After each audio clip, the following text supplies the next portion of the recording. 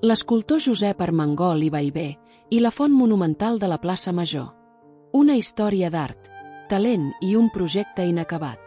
Josep Armengol i Ballbé va ser un destacat escultor terrassenc de principis del segle XX, la vida i obra del qual representen un valuós llegat artístic per a la ciutat de Terrassa.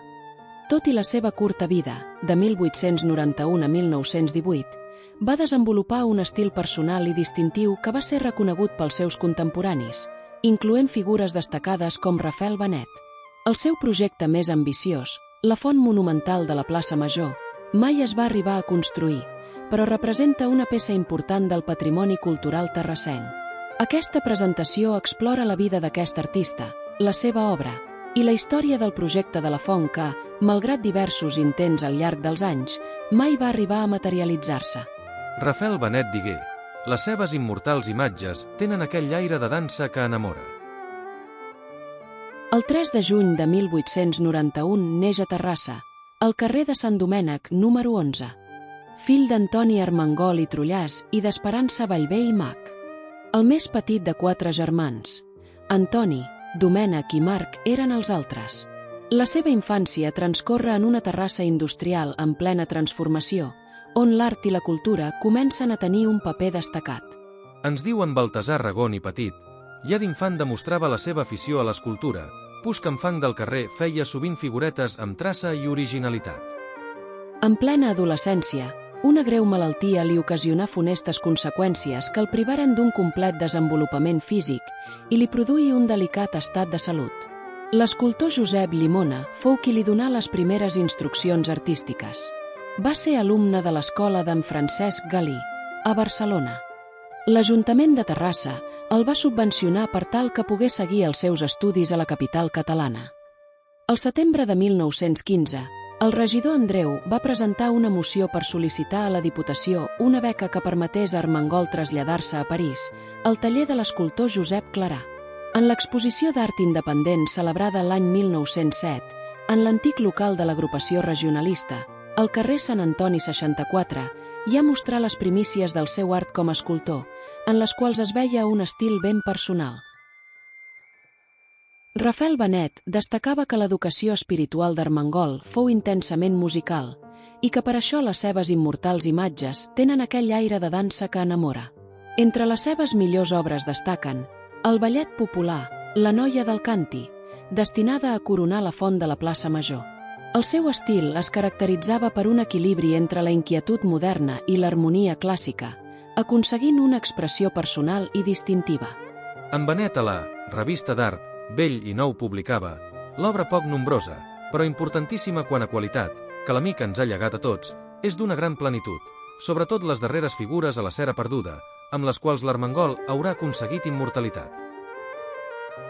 Josep Armengol va ser un dels fundadors del Gremi d'Artistes de Terrassa, una institució clau en el desenvolupament cultural de la ciutat. A més de l'escultura, també va conrear la pintura, amb obra variada. Juntament amb Rafael Benet i Joan Duc, va ser autor del fris que decorava el saló de festes de l'esmentat gremi. La seva trajectòria expositiva va ser breu però intensa. 22 de març de 1917. Primera exposició pública a la Galeria d'en Pere Sabater. Juny de 1917. Exposició al foyer del Teatre Principal. 12 d'octubre de 1918. Exposició al Saló Alavedra amb el seu amic Rafael Benet. Tot i la seva curta vida, Armengol va aconseguir un reconeixement significatiu en els cercles artístics de l'època, i la premsa ja començava a ocupar-se amb grans elogis de les seves obres quan va morir.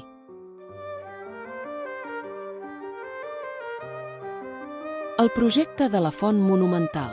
Agost de 1918, Josep Armengol presenta un pressupost a l'Ajuntament per a la construcció d'una font al mig de la plaça Major. Característiques del projecte. Font amb 4 piques executada en pedra calcària d'Avinyonet. Figueres, brunyida. Figura fosa en bronze a la cera perduda. Pressupost: 6.500 pessetes. La maqueta original no es conserva, i la fotografia que acompanyava el pressupost va veure la llum per primera vegada en un treball de divulgació posterior. El 27 d'octubre de 1918, Josep Armengol mor víctima de la grip, quan tot just havia complert els 27 anys. La seva mort es produí dins d'una epidèmia, anomenada grip espanyola, que assola la ciutat i pràcticament tot el món. Segons una nota de premsa, en la primera quinzena d'aquell mes d'octubre, van morir a Terrassa més de 200 persones, d'una població d'uns 25.000 habitants. En Rafael Benet, a la revista d'art Vell i Nou, 1919, ens diu: aquest artista ha mort a 27 anys, a Terrassa, la seva ciutat nadiua. La seva vida d'art era animada pels corrents espirituals de l'època, per la gran inquietud d'ara, però sàviament resolta pel seu esperit ponderat i serè.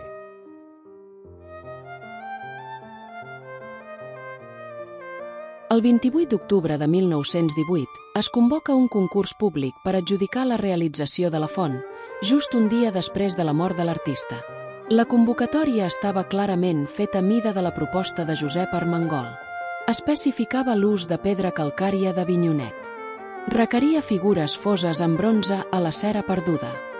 Demanava 2 operaris pràctics per a la instal·lació. Exigia una maqueta a escala U6.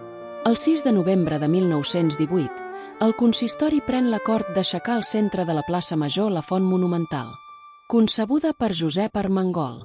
L'any 1891 es van enderrocar les anomenades cases del castell, és a dir, tota la part davantera de l'edifici per quadrar la plaça. Amb aquest enderroc va desaparèixer l'antiga font.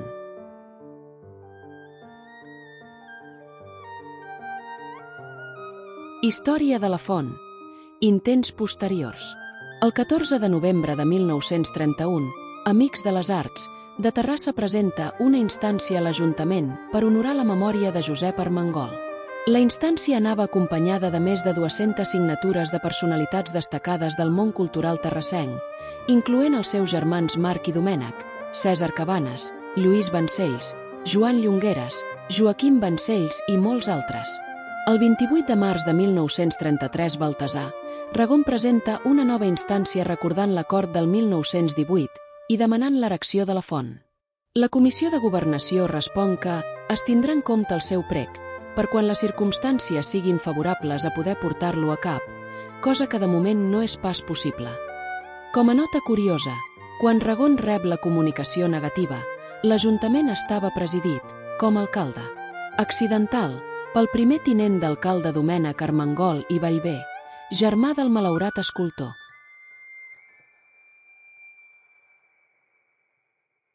La Noia del Canti. L'escultura, La Noia del Canti, era una de les obres més destacades de Josep Armengol i estava destinada a coronar la font monumental de la plaça Major. Característiques de l'obra: bronze de 27,5 per 12,5 per 12 centímetres. Havia de ser ampliada a mida natural, 164 centímetres, per a la font. Actualment es pot veure a la Casa Museu Alegre de Sagrera. Baltasar Regon, en el seu llibre Terrassancs del 1800, 1933, mantenia l'esperança que algun dia es podria veure la font coronada per aquesta escultura.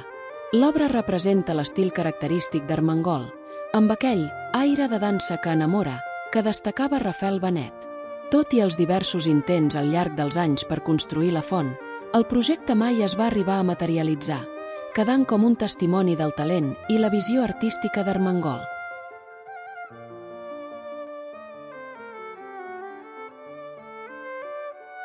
La font del carrer Cremat, a tocar de la plaça Vella als anys 30.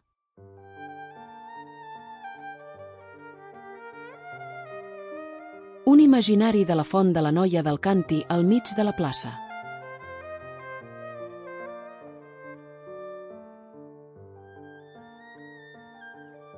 La font a l'actualitat.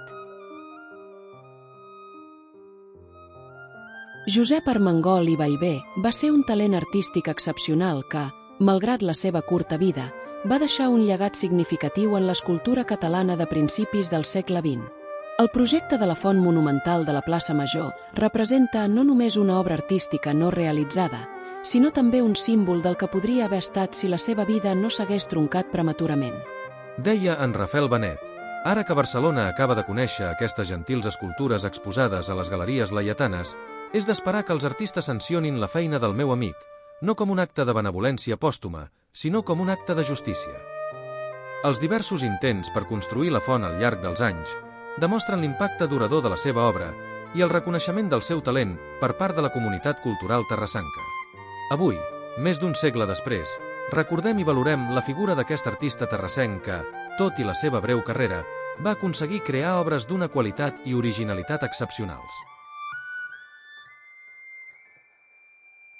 Fonts consultades.